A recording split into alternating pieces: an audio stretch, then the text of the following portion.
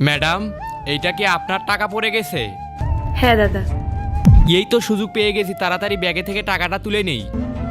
আরে ওই ম্যাডাম দেখার আগে চালু চালু করে এখান থেকে পালাইতে হবে আমাকে। আরে ও দাদা শুনুন, আপনি আমার ব্যাগ থেকে যে টাকাটা বের করে নিয়ে আসলেন, চুপচাপ সেই টাকাটা আমাকে ফেরত দিন।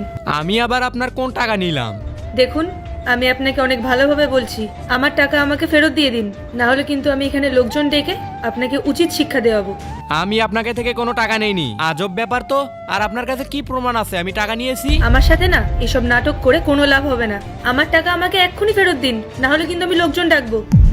আরে কি হয়েছে ম্যাডাম? দাদা, এই ছেলেটা আমার ব্যাগের থেকে টাকা চুরি করেছে।